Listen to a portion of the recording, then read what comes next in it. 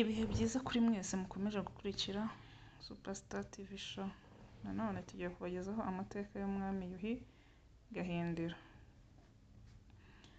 Umwami Yuhi wa kane Gahindiro ni umwe mu bami b'u Rwanda bayoboye igihugu mu kinyejana cya 18. Yabayeho mu bihe by'amateka y'ingoma z'ubwami bw'u Rwanda, kandi amateka ye agaragaza uruhare rwe mu guharanira iterambere ry'ingoma ye no gucunga neza igihugu. Icya mbere wamenya ni icyiciro cy'ubuzima bw'uyu mwami. Kubyarwa n'amavu n'amavuko. Umwami Yuhi Gahindiro yavukiye mu muryango w'abami b'u Rwanda, akaba yarakomeje umurage we wa se mu gukomeza gusigasira ubwami bw'u Rwanda. Se yari umwami Kigeli wa gatatu Ndabarasa, naho nyina akaba Nyirayuhi Nyiratunga.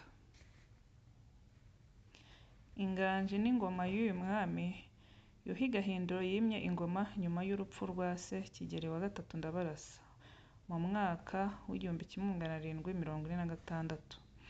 Igihe yimaga ingoma yari akiri muto, ariko yagize imiyoborere itangaje cyane kubera ubwenge bwe, ubuhanga n'ubutabera byamurangaga.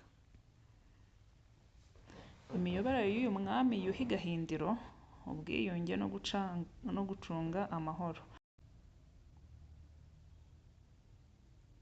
Umwami Yuhi wa kane Gahindiro yari umuyobozi w'intangarugero mu kunga abaturage be. Yashyizeho uburyo bwo guhuza imitwe y'ubwoko butandukanye kugira ngo igihugu kigire ubumwe. Iterambere ry'ubukungu. Mu gihe cye, Gahindiro yateje imbere ubuhinzi, ubworozi ndetse n'ubucuruzi, byatumye igihugu gitera imbere mu buryo bwihuse.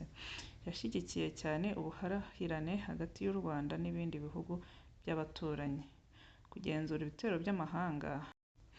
Ku ngoma ye, Gahindiro yakoze ibishoboka byose ngo arinde u Rwanda ibitero by'abaturanyi.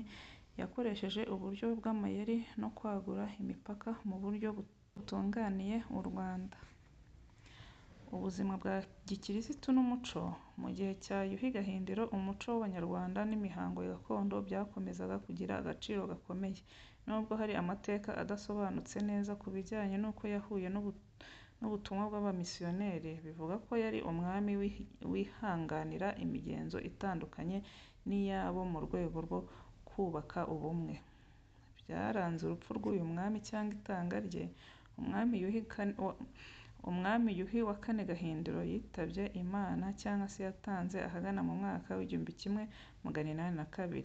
Yagiye ashyirwa mu majwi nk'umwami wasize umurage ukomeye w'ubuyobozi bufite umurongo ndetse n'iterambere ry'igihugu. Yasimbuwe n'umwami Mutara wa II Rwogera, umwana we. Umurage wa Yuhi Gahindiro.